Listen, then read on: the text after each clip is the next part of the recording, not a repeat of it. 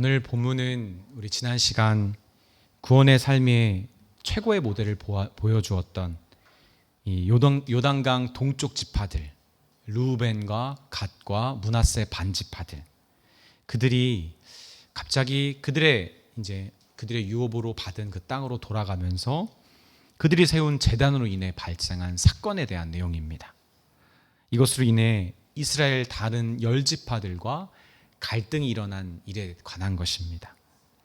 그런데 본문은 이 갈등이 가져온 부정적인 결과를 우리에게 말하고 있는 것이 아니라 오히려 갈등을 통해 이 요단강을 기준으로 동쪽, 서쪽으로 나누어져 있던 그런 지파들이 어떻게 하나님 앞에서 진정으로 연합되었는지, 그렇게 하나된 공동체를 이루게 되었는지를 우리에게 보여주는 긍정의 말씀입니다. 그리고 이것은 여호수아서의 마지막 주제, 우리가 건너라, 그리고 취하라, 그리고 나누라, 마지막이 섬겨라잖아요. 지난 시간부터 시작된 이 하나님을 온전히 섬겨라 라고 하는 주제에 우리가 추구해야 될 하나님을 온전히 섬기는 공동체의 모습을, 그 이상향을 우리에게 보여주고 있습니다. 하나님의 신앙 공동체는 문제가 없는 청정 집단, 청정구역이 아닙니다.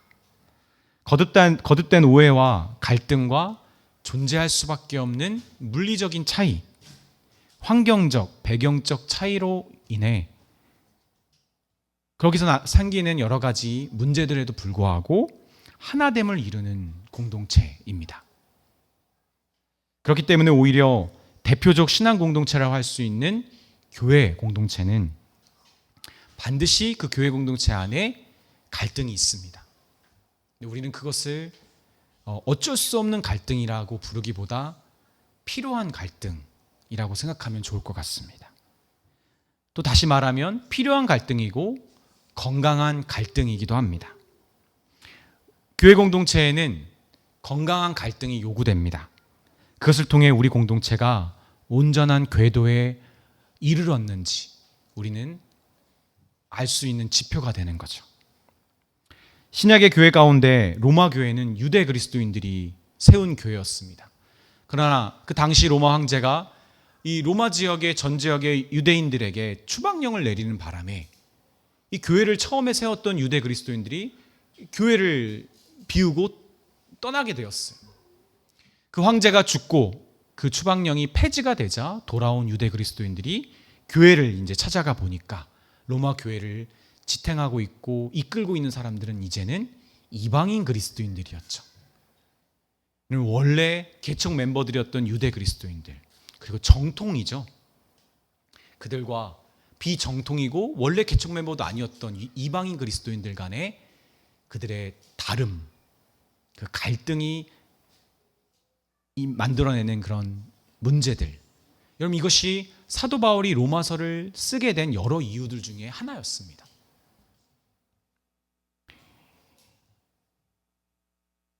여러분 유다서는 어떻습니까? 부유한 그리스도인 집단과 그리고 가난한 집단 간의 갈등이 있었습니다. 부유한 사람들의 횡포를 가난한 이 그리스도인들이 어찌 막을 수 없어서 유다서를 쓰는 유다가 권면하며 부자 그리스도인들이 조심해야 될 것들, 그리고 그들이 지켜야 될 것들에 대한 경고의 말씀을 전하죠. 구약시대의 이스라엘의 대표적인 갈등은 바로 남유다와 북이스라엘의 갈등이었을 겁니다. 그들은 갈라졌습니다. 그렇죠? 여로보암, 솔로몬의 신하였던 여로보암과 그리고 르호보암이 갈라져서 10지파를 가지고 이 북이스라엘이 여로보암이 이제 북이스라엘을 만들었고, 그리고 2지파 베냐민과 유다 지파밖에 안 됐던 이 르호보암이 이 예루살렘 성전이 있는 남유다를 세웠습니다. 근데 여러분 이들이 갈라졌어요. 근데 여러분 여로보암이 보니까 절기 때마다 이스라엘 백성들이 남유다에 가서 성전이 예루살렘 성전이 있는 곳에 가서 하나님을 섬기니까 여로보암 마음속에 불안함이 생겼습니다. 이러다가 이들이 다 르호보암에게 가는 거 아닌가? 남유다로 다 가는 거 아닌가? 하나님의 성전은 남유다에 있는데 그래서 어떻게 합니까? 산당을 세웁니다. 자기들 마음대로 여로보암은 산당을 세우고 이것을 하나님을 섬기는 자리로 만듭니다. 거기를. 여러분, 그래서 어떻게 됐죠? 여로보암과 북이스라엘은 하나님의 진노 아래 고통받게 됐잖아요.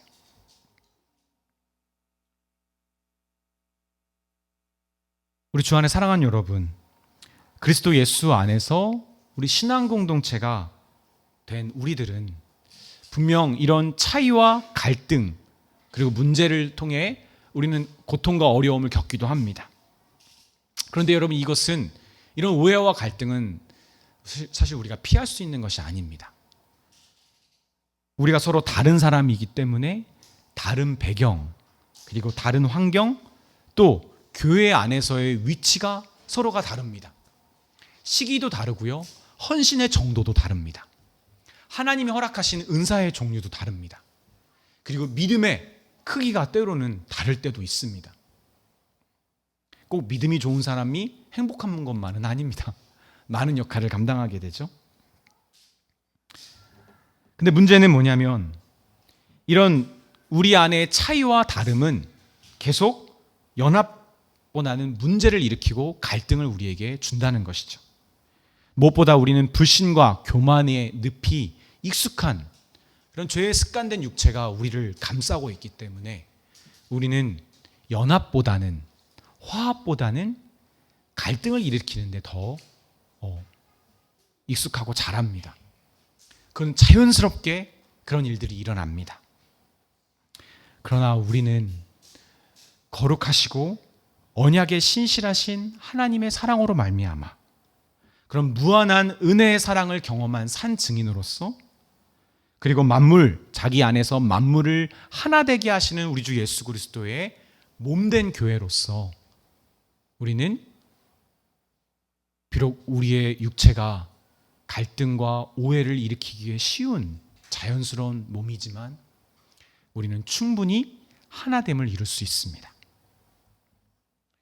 우리는 평안에 매는 줄로 성령이 하나 되게 하신 것을 지키는 자들이지 우리 스스로의 힘으로 하나 되도록 만드는 자들은 아닙니다. 이미 성령이 평안에 매는 줄로 하나 되게 하셨어요. 우리 이것을 믿고 이것을 믿음으로 지켜가는 자들입니다. 그러니까 우리는 충분히 공동체의 하나됨을 이룰 수 있는 자들이라는 거죠.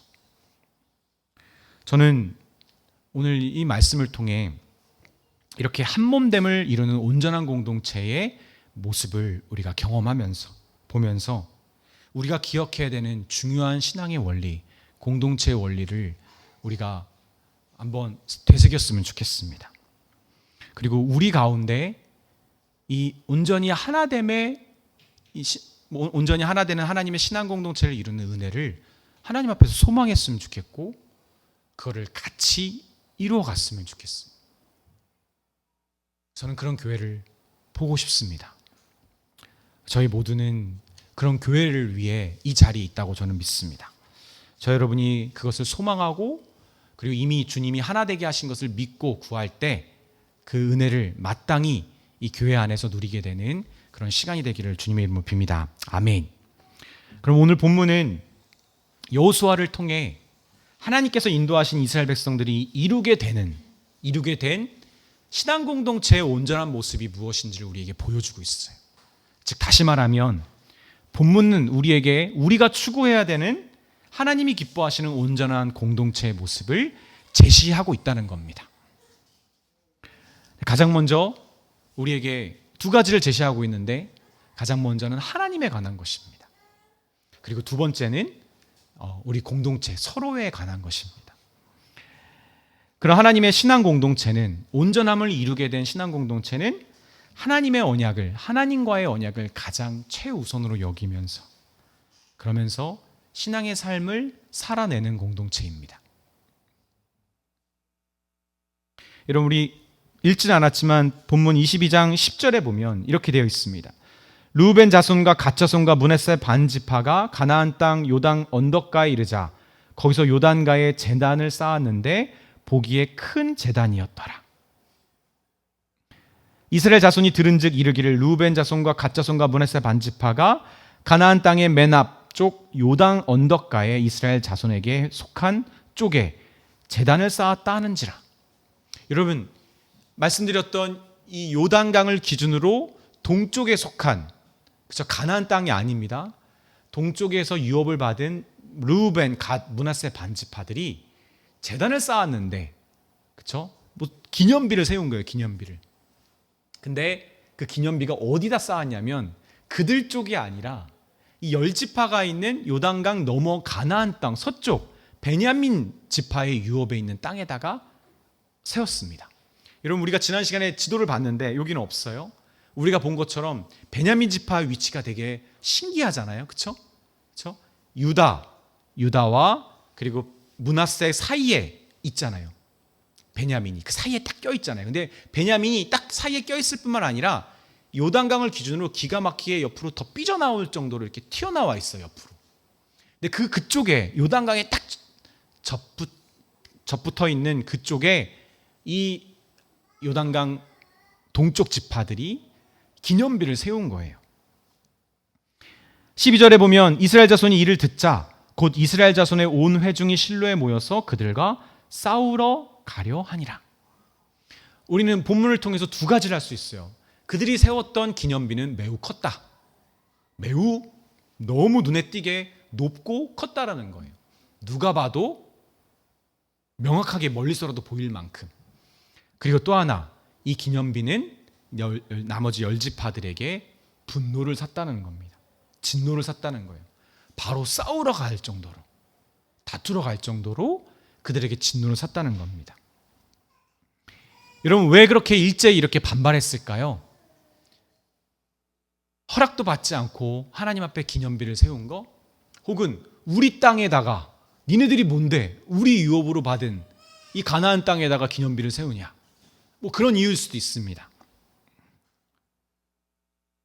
혹은 나중에 혹시 애들이 이 동쪽 이 두 지파 반이 나중에 이 베냐민 지파의 땅을 이 가나안 땅에 대한 욕심을 내고자 여기다가 기념비를 세워서 그런 이유 때문이 아닌가 의심을 샀을 수도 있습니다. 근데 여러분, 단순히 그런 서로 이 지파들 간의 완력 싸움 혹은 질투, 그런 경쟁의 문제가 아님을 우리는 알 수 있습니다. 그것이 13절 16절의 내용인데, 13절에 보면 이스라엘 자손이 제사장 엘르아살의 아들 비느하스를 길르앗 땅으로 보내어 르우벤 자손과 갓 자손과 므낫세 반지파를 보게 하되, 이스라엘 각 지파에서 한 지도자씩 10 지도자를 세워서 그들과 그와 함께하니, 그리고 그들은 그 조상들의 가문의 수령으로 이스라엘 중에서 천부장이더라. 여러분, 이들이 싸우러 가는데 누가 앞장서냐면 엘르아살의 아들 비느하스입니다. 여러분, 선봉장이 누구냐에 따라서 이 전쟁의 성격, 이 전쟁의 목적을 알 수 있어요. 여러분, 이 비느하스가 누굽니까? 비느하스는 이 바알볼의 우상에 가담했던 자들을, 그래서 전염병에 걸리게 된 자들을 심판에 앞장섰던 사람입니다. 우리 민수기 25장 3절부터 9절을 보면 쭉 9절에 보면 이스라엘 자손이 바알볼에게 가담했을 때 여호와께서 이스라엘에게 진노하시고 여호와께서 모세에게 이르시되 백성들의 수령을 잡아 태양을 향하여 여호와 앞에 목매어 달라. 그리하면 여호와의 진노가 이스라엘에게서 떠나느니라. 모세가 이스라엘 재판관들에게 이르되 너희는 각각 바알볼에게 가담한 사람들을 죽이라 하니라. 그때 이스라엘 자손의 온 회중이 회막문에서 울 때에 이스라엘 자손의 한 사람이 모세와 온 회중의 눈앞에서 미디안 한 여인을 데리고 그의 형제로 온지라. 제사장 아론의 손자 엘르아살의 아들 비느하스가 보고 회중 가운데 일어나 손에 창을 들고, 그리고 그 이스라엘 남자를 따라 그 막사에 들어가 이스라엘 남자와 그 여인의 배를 꿰뚫어서 두 사람을 죽이니 연병이 이스라엘 자손에게서 그쳤더라. 그 연병으로 죽은 자가 24,000이었더라. 여러분, 비느하스는 하나님의 진노를 산, 우상 숭배로 인해서 하나님의 진노를 산 그 주범들을 심판하는데 하나님의 그 명령, 심판의 명령에 가장 앞섰던 사람입니다. 그럼 이스라엘 지파들이 비느하스를 선봉장으로 세웠던 이유는 뭘까요? 이것을 우상 숭배로 여겼다라는 거죠. 하나님 앞에서 하나님과의 언약을 깬 우상 숭배와 같은 죄로 이 이스라엘 열 지파가 보았다라는 겁니다. 비느하스가 등장하는 순간 그러면 엄청난 위압감을 주겠죠. 이스라엘 지파들은 다 알잖아요. 비느하스가 누군지. 제사장 아들에게다가 이 엄청난 업적을 이룬 사람이잖아요. 우상 숭배하는 자들을 단번에 처단한 그런 위엄을 갖고 있는 사람입니다. 여러분, 참 신기한 거는요, 오늘 본문에 여호수아는 등장하지가 않아요. 여러분, 너무 신기하지 않습니까? 정민자매 목사님만 신기한 것 같은데요 라는 표정인데, 여호수아 전체에서 여호수아가 등장하지 않은 중요한 단락이 있을까?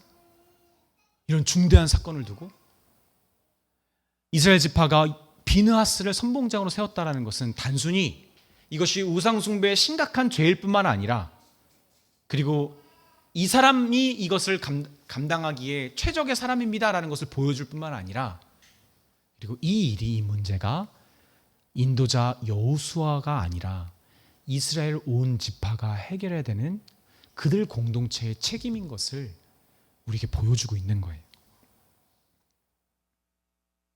그들은 이 문제가 단순한 권력 싸움과 경쟁의 문제가 아니라 하나님과의 문제로 여겼습니다.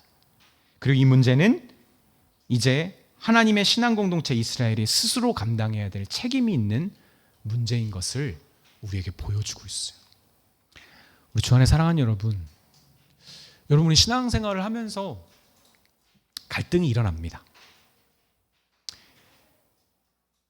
내가 먼저 찬양 인도자였는데 나 다음에 찬양 인도자가 된 사람이 나처럼 준비도 잘 제대로 안 하고 기도도 똑바로 하지 않고 찬양 인도의 멘트나 그런 악보의 구성과 그런 모습들이 탐탁지 않을 때 갈등이 일어납니다.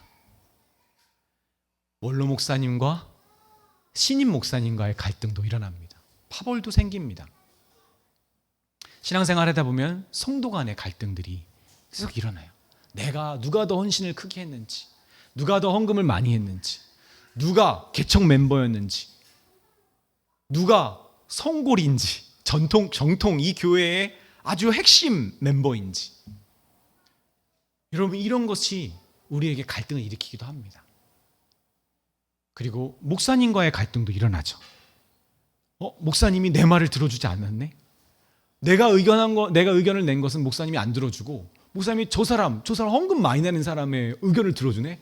목사님은 저런 거에 치우치는 사람이야.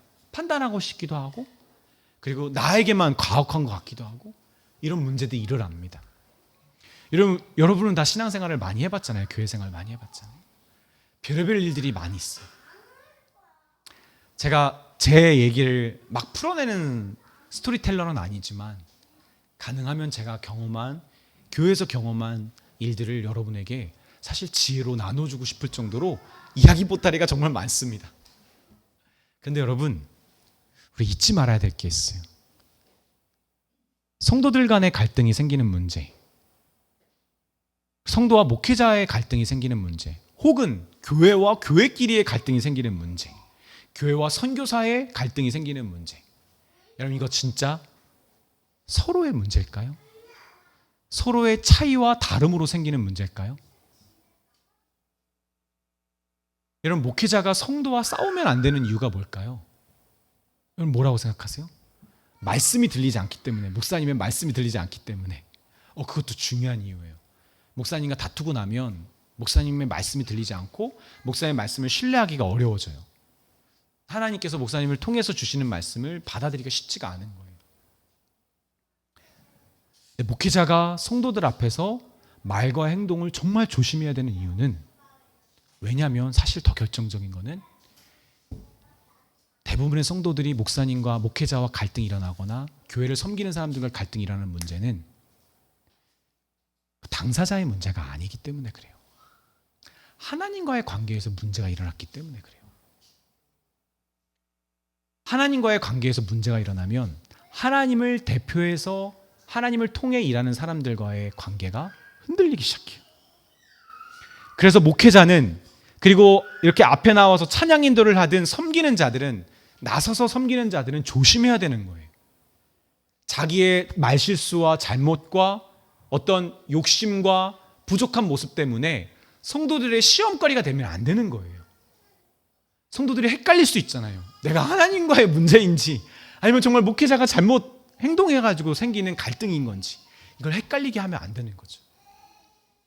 그만큼 교회 안에 생기는 오해와 갈등의 대부분은 사실 먼저는 하나님과의 관계에서의 문제가 그 시작점이라는 거죠. 내가 하나님 앞에서 떳떳하지 못한 행동을 했을 때, 하나님 분명 아니라 하시는데 내가 고집을 부렸을 때, 괜히 나에게 교회에 와가지고 잘 지냈냐라고 물어보는 그 물음에 발끈합니다. 그럼 내가 못 지냈겠어? 너의 말이 마치 내가 못 지낸 것처럼 얘기하네? 아, 너가 생각나서 기도해줬어. 나 똑바로 하라는 거야? 여러분, 갈등이 계속 일어나요. 근데 여러분, 우리가 하나님과의 관계가 충만하면 하나님이 나를 인정해 주시고, 그리고 내가 지금 하나님과 같은 길을 걷고 있으며 하나님이 나를 그 길로 나를 인도하실 뿐만 아니라 하나님이 나를 정말 사용하고 계시구나라는 것이 충만하게 느껴질 때, 그렇게 미웠던 목사님도 사랑스러워 보일 수 있고요. 나는 진짜 경상도 전라도의 말투 정말 싫어하는 사람인데 그게 아름다운 목소리로 들리고요. 맨날 자기가 개척 멤버라고 맨 앞에서 앉아서 예배드리는 그런 권사님, 그렇게 이기심을 부리는 권사님이 궁율로 보입니다. 그분의 그 헌신이 되게 귀해 보이고요. 차이와 다름과 경쟁으로 보일 수 있는 일들을 은혜로 바라볼 수 있게 되는 거죠. 여러분, 하나님이 인정하시는 온전한 공동체의 모습이 무엇일까요? 그 공동체는 하나님과의 관계가 견고히 서 있는 공동체입니다. 그래서 모든 문제에 있어서 우리의 원인을 너 때문이 아니야, 문제는 너 때문이야, 이런 말이, 이런 생각과 이런 관점이 아니라, 너 때문이 아니라 나와 내가 하나님 앞에서 문제가 있기 때문이야 라고 보게 됩니다. 하나님과의 관계를 가장 중요하게 생각하는 공동체의 모습은 이러합니다. 성도들이 말을 안 들어서, 성도들이 신실하지 못해서, 그래서 내 목회가 어려운가가 아니라 내가 하나님 앞에서 하나님을 신뢰하지 못하고 이 성도들을 나에게 맡겨주신 하나님의 그 뜻을 인정하지 못하기 때문이다. 여러분, 이것이 하나님과의 관계를 가장 중요하게 우선적으로 바라보고 있는 공동체의 모습입니다.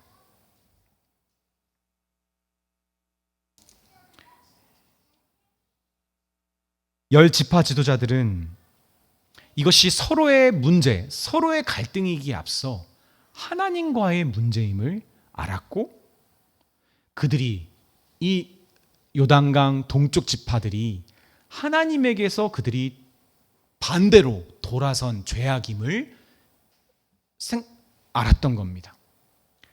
아, 이들이 지금 우리의 땅을 침범하네? 뭐야? 자기들이 우리를 위해서, 이 가나안 정복을 위해서 선봉장이 되어서 유업받을 수 없었던, 대가도 없이 자기를 다 희생하면서 했던 것들이 다 결국은 이걸 위함이었네? 라고 오해하고 갈등과 그리고 경쟁을 일으키려고 하는 것이 아니라, 제일 먼저 열 지파는 이 두 지파 반을 향하여 그들이 하나님에게서 돌아선 것을 걱정했습니다. 그것이 가장 큰 문제라고 보았던 거죠. 이것이 말은 쉽지만 여러분이 잘 그렇지 못해요. 15절에 보면 그들이 길르앗 땅에 이르러 르우벤 자손과 갓 자손과 므낫세 반지파에게 나아가서 그들에게 말하여 이르되, 여호와의 온 회중이 말하기를 너희가 어찌하여 이스라엘 하나님께 범죄하여 오늘 여호와를 따르는 데서 돌아서서 너희를 위하여 제단을 쌓아 너희가 오늘 여호와께 거역하고자 하느냐. 여러분, 왜 이 열 지파는 그들의 땅을 침범하고 그리고 그들과 경쟁 관계로 나아가려고 하는 이 기념비를 보면서도 이 요단강 동쪽 지파들이 하나님에게서 돌아선 것을 염려했습니까? 이들은 출애굽의 그 40년의 시간 가운데 그리고 요단강을 건너며 하나님 앞에서 할례를 받고 그리고 언약을 재갱신하고 거기서 아이성의 쓰라린 패배를 경험하고 그리고 하나님이 이 요단강 남쪽 왕들을 모아서 그들을 한 번에 이기게 하시는 하나님의 놀라운 기적과 은혜를 경험하고 무엇보다 하나님이 약속하신 바를 신실하게 지키시는 약속하시고 말씀하신 바가 성취되었다라고 끝나는 이 가나안 정복의 역사를 이스라엘 백성들이 경험하면서 그들이 깨달은 거예요. 하나님 앞에서 우리가 이 언약을 신실하게 지키는 것이 얼마나 중요한지를 알게 된 거예요. 그것만 보이는 거죠. 내가 하나님 앞에서 우리가 하나님의 언약을 지키는 것, 하나님의 말씀을 지키는 것이 가장 중요하다. 내 자리를 침범했네? 내 일을 빼앗네? 지가 더 뭐가 잘났다고 지가 더 우선권을 가지네? 자기가 원하는 교회를 만들려고 하네? 자기 사람들을 막 만드네? 여러분, 이런 게 보였다라는 거는요, 그 사람에 대해서 그리고 이 공동체에 대해서 하나님과의 관계를 더 우선으로 생각하지 않는다는 거예요. 전 저희 모두가 바로 이 고비를 넘어섰으면 좋겠습니다. 개척교회 같이 작은 교회는 서로가 너무 딱딱딱 붙어 있어요. 한 사람의 빈자리가 큽니다. 왜? 나는 이렇게 나도 힘든데 열심히 나 모임에 나오는데 나는 열심히 빠지지 않고 항상 섬기는데 진짜 몇 사람 없는 이 개척교회에서 나는 항상 그 자리를 채우기 위해 정말 때로는 가족도 포기하고 내 직장에서도 불리함을 경험하기도 하고 하면서 다 하는데 왜 저 사람은 그렇게 하지 않을까? 여러분, 이런 게 보일 때가 있죠. 그런 게 너무 그렇게 편만하게 우리에게 보이기 시작하는 건 우리가 하나님과의 관계의 우선성을 그리고 그 중심성을 놓치고 있다는 거죠. 비록 저 사람이 빠져서 저 사람이 헌신하지 못해서 내가 힘들다 할지라도 그것이 먼저가 아니라 내가 기분 나쁘다 할지라도 그것이 먼저가 아니라 저 사람과 하나님과의 관계를 염려하고 저 사람이 그 하나님과의 관계에서 무너져 있는 것을 위하여 권면과 기도와 그리고 불쌍히 여김을 아끼지 않는 공동체.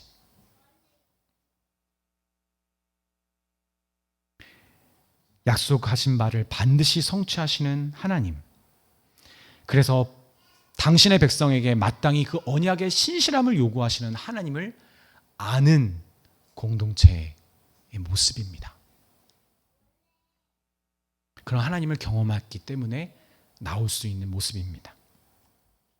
그래서 믿음의 사람은 신앙 공동체와 행하는 모든 일에 있어서 사람의 일 중심이 아니라 사람의 갈등과 경쟁과 피해 그런 게 먼저가 아니라 하나님 중심으로 바라보고 그 일들을 판단하는 사람입니다.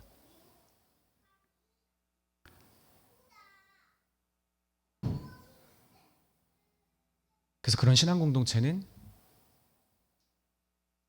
약속한 일들을 절대로 가볍게 여기지 않습니다. 하나님과 약속한 것들을 가볍게 여기지 않습니다. 여러분, 교회를 우습게 여기는 사람, 교회 공동체보다 자기 삶, 자기 일이 우선인 사람의 특징은 뭡니까? 교회가 약속한 것을 그냥 자기의 입맛에 맞게 취사 선택하는 거죠.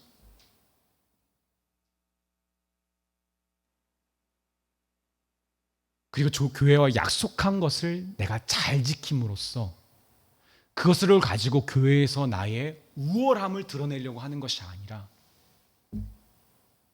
그것이 마땅함을 알고, 왜냐하면 그것은 하나님 앞에서 하는 거기 때문에. 가장 대표적인 게 뭐죠? 헌금입니다.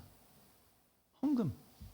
우리가 다 고만고만하게 벌고 고만고만한 수입으로 우리가 헌금을 하니까 지금은 우리가 갈등이 없다 할지라도 여러분 헌금을 많이 내보십시오. 정말 그거에 있어서 여러분 자유할 수 있을까요?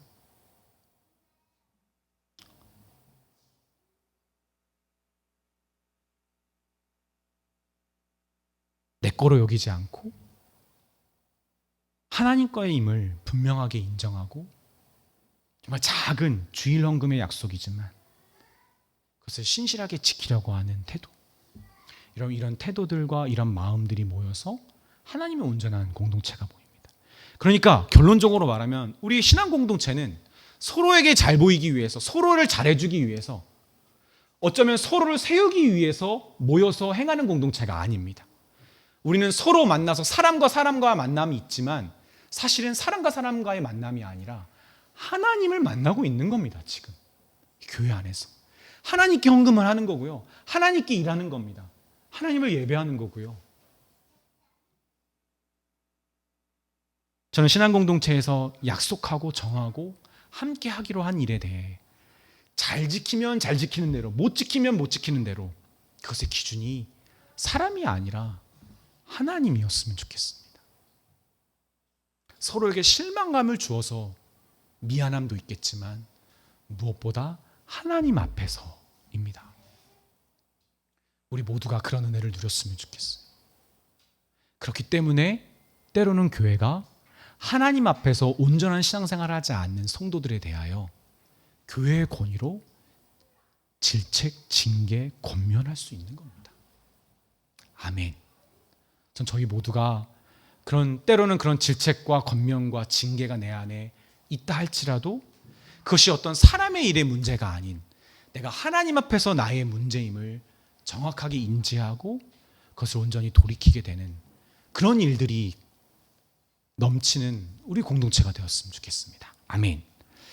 두 번째로 하나님이 기뻐하시는 온전한 신앙 공동체는 서로 협력하는 것을 넘어서 서로 코퍼레이션.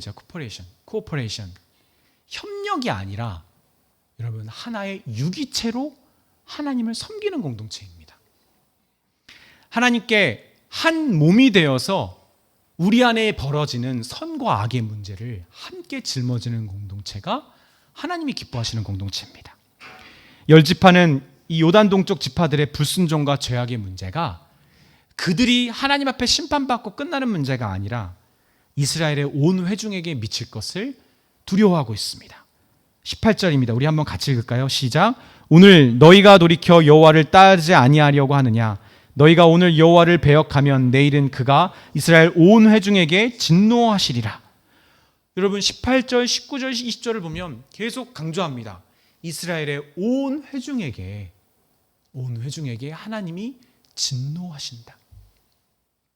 여러분 협력의 관계는 꼬리 자르게 하면 됩니다. 죄 있는 사람, 불순종하는 사람, 자꾸 트러블 메이커들 꼬리 자르기 하면 돼요. 떨쳐내면 됩니다. 근데 여러분 한 몸으로 된 유기체는 그게 가능합니까? 여러분 가능하지 않아요.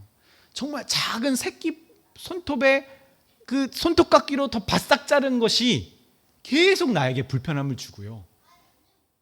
이것 때문에 정말 아무것도 못하는 그런 고통을 당할 때도 있습니다. 이게 유기체의 모습이죠. 여러분 우리 교회 공동체를 여러분 섬기고 다니면서 우리가 한 몸, 한 유기체라는 사실을 여러분 느끼고 경험하십니까? 동쪽 지파들은 이 제단이 하나님뿐 아니라 이스라엘 지파들에게서 끊기지 않기 위함임을 그들이 변명합니다. 우리의 목적은 사실은 우상 숭배도 아니라 그리고 너희들과 이 분명한 경계선을 두고자 하는 목적도 아니고 너희들 것을 빼앗기 위한 목적도 아니고 오히려 하나님이 우리에게 주신 이 이스라엘의 이 12지파 한 유기체에서 끊어지지 않기 위해서 분리되지 않기 위해서 기념비를 세운 거라고 말합니다. 10지파도 우리가 한 유기체임을 한 몸임을 알았고 이 2지파 반도 우리가 한 유기체임을 아는 거죠. 그러면 어떻게 알았을까요? 여러분, 출애굽과 가나안 정복 전쟁을 이스라엘 백성들이 경험하면서 모세와 여호수아의 인도로 이스라엘을 한 몸으로 부르신 하나님의 뜻을 경험하면서, 특별히 어떤 경험이죠? 안 좋은 경험이죠. 바알 부올로 인하여, 그리고 아간의 죄로 인하여 하나님이 온 이스라엘을 심판하시려고 하는 그런 하나님의 모습을 보면서, 우리가 한 몸으로 되어 있구나, 우리는 여기서 떨어지면 안 되는 거구나 라는 것을 이스라엘 백성들이 깨달은 것입니다. 하나님과의 언약이 깨어지기를 두려워했던 10지파처럼 르우벤, 갓, 므낫세 반지파들도 하나님의 언약을 경고히 하고 그 유업을 한 공동체로 지키기 위해 이 제단을 세웠어요. 여호수아 22장 27절을 보면 우리가 여호와 앞에서 우리의 번제와 우리의 다른 제사와 우리의 화목제로 섬기는 것을 우리와 너희 사이, 우리 후대 사이에 증거가 되게 할 뿐으로써 혹시 너희 후일에 너희 자손들이 우리 자손들에게 이르기를 너희가 여호와께 받을 분깃이 없다, 그렇게 할까 염려하노라. 그래서 우리가 이렇게 기념비를 세운 것이다. 그러니까 이제 드러난 거죠. 요단강 동쪽의 두 지파 반은 그냥 기념비를 세운 것이 아니고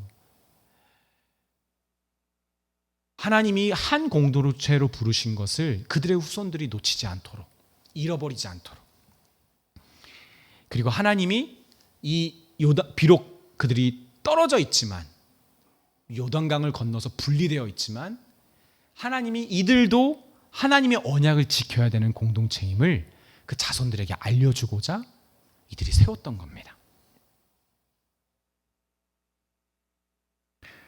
이게 동쪽 지파들은 서쪽 지파들은 동쪽 지파들의 진실된 마음을 듣고 어떻게 합니까? 30절에 보면 이를 좋게 여기고 회하며 하나님을 찬송합니다.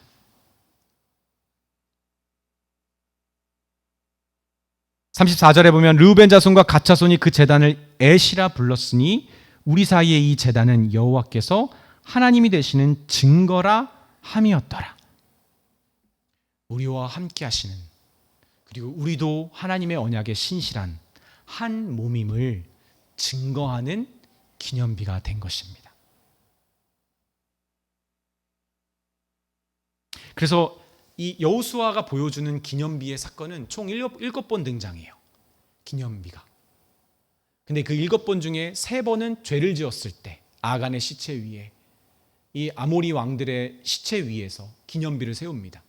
3번은 그들의 죄의 문제로 인하여, 그리고 4번은 하나님의 언약을 재갱신하면서 하나님 앞에 우리가 신실하게 서겠다라고 하나님 앞에 결단하면서 기념비를 세웁니다.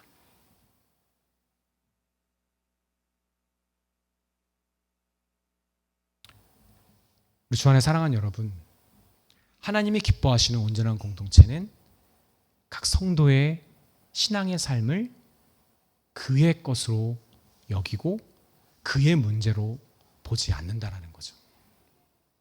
우리가 한 유기체로 되어 있기 때문에 그의 하나님 앞에서의 범사의 잘됨과 그리고 하나님과의 관계의 소원함과 멀어짐을 혹은 돌이킴을 그의 책임으로만 돌리지 않는다는 것이죠.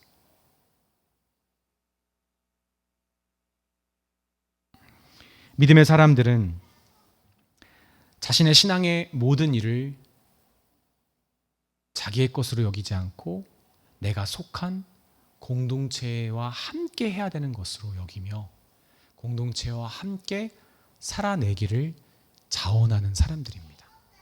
그런 사람들이 모여 신앙 공동체를 이루고 교회를 세워가는 거죠. 여러분, 여러분의 신앙의 삶은 어떻습니까?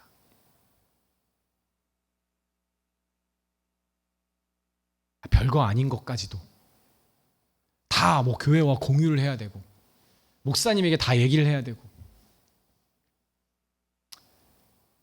여러분 이게 억지로 될까요? 억지로 안 돼요, 절대로. 이것은 내가 믿어야 돼요. 내가 이 공동체와 한 유기체로, 우리는 우주적인 교회와 예수님의 몸된 우주적인 교회, 모든 교회, 예수 그리스도를 구주로 고백하고 시인하고 믿으며 모인 교회들과 한 몸이잖아요. 그렇죠?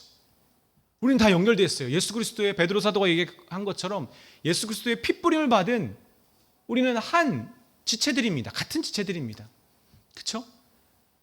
우리를 죽음에 이르게 하는 피를 빼버리고 우리를 생명에 이르게 하는 예수 그리스도의 피로 같이 수혈받은 한 핏줄이 흐르는 지체들입니다. 그렇죠? 우주적인 교회에서는.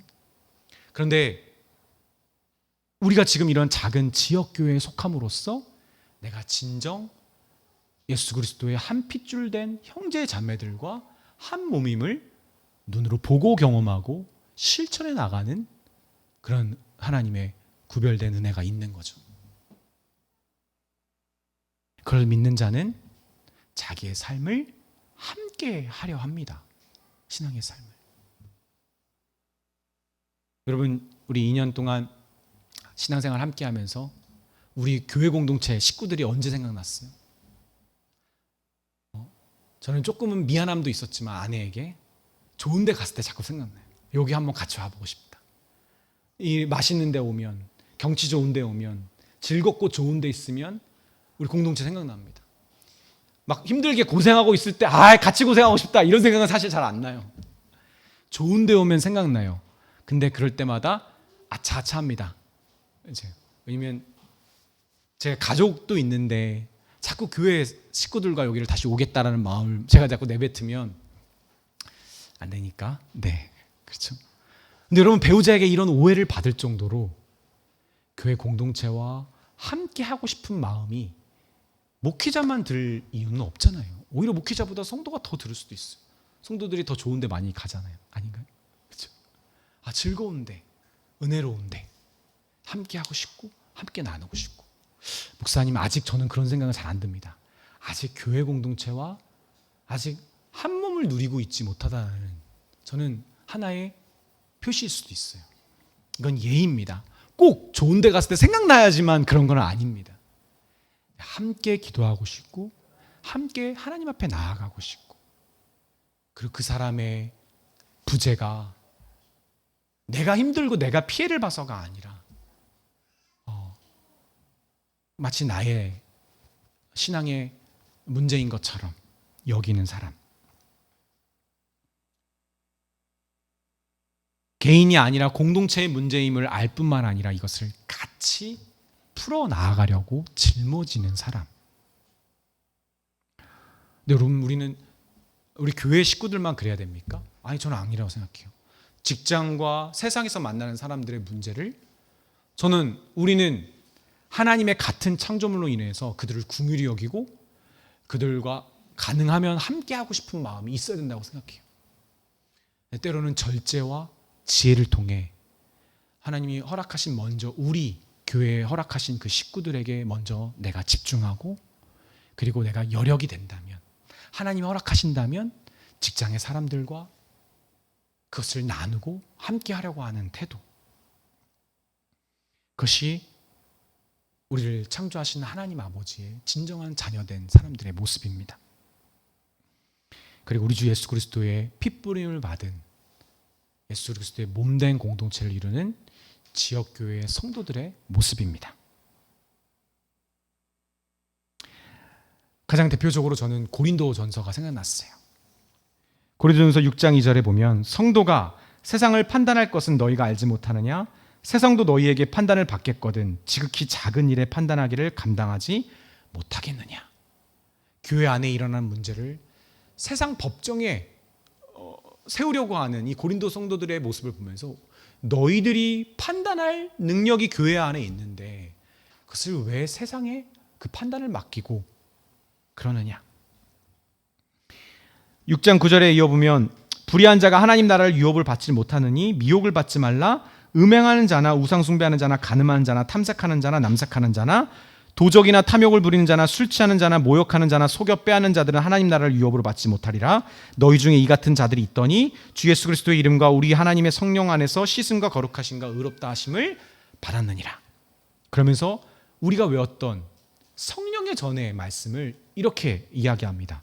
우리 한번 같이 읽어볼까요? 시작.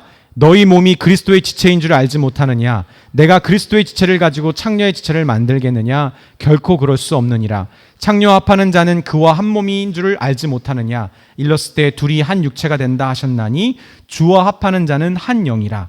음행을 피하라. 사람이 범하는 죄마다 몸 밖에 있거니와 음행하는 자는 자기 몸의 죄를 범하느니라.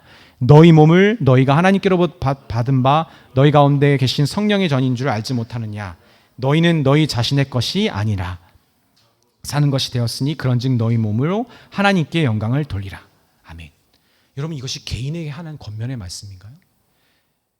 음행의 죄를 짓지 말라고 하는 개인에게 주는 권면의 말씀입니까? 전혀 그렇지 않아요. 문맥은 너희 공동체는 한 몸인데 그 한 몸을 그리스도 예수와 한 몸이 된 그 너희들의 한 몸을 성령의 전으로 마땅히 하나님을 영광스럽게 하는 그런 악기로 통로로 사용해야 되지 않겠느냐.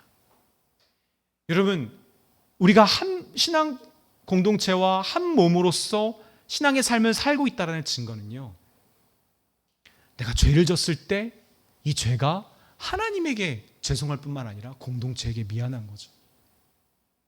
하나님 앞에서의 나의 불신앙이, 그리고 나의 게으름, 신앙적 게으름이, 죄 앞에서의 무기력함이 공동체에게 성령의 전으로 하나님을 영원롭게 하는, 하나님을 찬송하는 도구인 우리 교회 공동체에게 영향을 미침을 알고 슬퍼하고 아파하고, 이것이 동기가 되고 힘이 되어서 죄 앞에서 나를 지키고 하나님 앞에 나아가려고 하는 힘을 얻는 거죠. 내가 의롭게 사는 오늘의 믿음의 결단이 우리 교회 공동체를 믿음의 자리로 이끌 수 있음을 믿고, 나 혼자로는 불가능한 그 연약한 의지를 하나님을 위해, 그리고 하나님의 공동체를 위해 발휘하게 되는 거죠. 이게 공동체와 함께 한 몸으로, 한 유기체로 신앙생활하는 자들의 특징 아닙니까? 각자의 의로운 삶과 죄된 삶이 반복적으로 우리에게 일어납니다. 근데 만약 우리가 함께 하면서, 너가 죄를 지어서, 너가 믿음 없어서 나에게 이렇게 피해를 주네? 너의 그 큰 헌신이 나에게 부담을 주네? 그것이 사람의 일로 보여서 경쟁과 갈등과 오해와 이런 문제로서 받아들여지는 것이 아니라 그 사람과 하나님과의 문제임을 알고 그 사람이 하나님 앞에 신실하게 설 수 있도록 그를 위해 기도하고 권면하고 그 문제부터 관심 두는, 중요하게 여기는 신앙 공동체, 우리가 그렇게 설 때, 그리고 그의 의롭게 된 삶과 죄된 삶의 문제가 그만의 문제가 아닌 나와도 함께 맞물려 있음을 알고 그것을 위하여 때로는 강한 권면과 질책을 아끼지 않는, 같이 살기 위하여 때로는 도움의 호소도 하는, 너가 온전히 서야만 우리가 같이 설 수 있다, 그런 간절함으로 하나님 앞에 기도도 하고, 그런 간절함으로 한 성도의 하나님 앞에서의 올바로 섬을 위하여 교회가 매달리는 그런 공동체, 저는 보고 싶습니다. 하나님이 그런 공동체를 우리를 이미 이렇게 이루어 만나게 해주셨음을 믿습니다. 우리 이것을 믿고 이것을 행하면 되는 겁니다. 저는 여러분에게 간증한 적이 있는지 모르겠는데, 하나님이 저에게 물어보신 적이 있어요. 왜 개척하려느냐? 여러분이 기억했으면 좋겠어요. 난 보고 싶어서 하는 거예요. 하고 싶어서 하는 게 아니라. 저도 몰랐던 제 마음을 하나님께 고백한 적이 있어요. 저는 보고 싶습니다. 오해와 갈등과, 그리고 불신과 교만이 없는 그런 공동체가 아니라 그런 것들이 계속 이쪽 저쪽 팡팡팡팡 터지는데 막 또 그런 사람들만 모이는데 그럼에도 불구하고 그것을 하나님의 언약을 지킨 하나님과의 관계 중심적으로 바라보고 그렇게 해결하려고 하는 공동체. 그 사람의 문제를 나의 문제임을 알고 우리의 문제임을 알고 함께 짊어지며 그래서 하나님께 함께 나아가려고 하는 공동체. 저는 그것을 보고 싶어요. 그런 우리 교회 공동체를 이룰 때 저는 여호수아서가 우리에게 보여주고자 하는 신실한 언약에 신실하신 하나님, 약속하신 구원을 완성하신 하나님, 우리를 완전한 그 약속의 자리로 완벽하게 이끌 수 있는 여호수아 예수 그리스도 중보자, 인도자, 여호수아가 우리에게 보여주고자 하는 그 주제를 우리가 정말 성취하는 공동체의 모습으로 설 수 있다고 믿습니다. 여러분 그 은혜를 구했으면 좋겠어요. 우리 안에 그런 소망이 생겼으면 좋겠어요. 하나님 저 용서받을 게 많습니다. 계속 신앙생활하고 교회생활하면 할수록 성도들에게 미안한 게 자꾸 쌓이고 내가 좀 더 말씀을 잘 전하는 목회자, 좀 더 이런 교회의 일, 목회의 일을 더 성실하게 행할 수 있는 목회자, 더 능력 있는 목회자. 지금은 그런 생각 별로 안 하는데 내가 좀 더 유명해서 좀 성도들에게 좀 그런 힘이 될 만한 그런 목회자, 그런 미안함이 쌓일 때, 서로에게 미안함이 쌓일 때 저는 우리는 그런 신앙 공동체를 이룰 수 있을 거라 믿어요. 여러분들 그런 소망을 함께 품었으면 좋겠습니다. 아멘.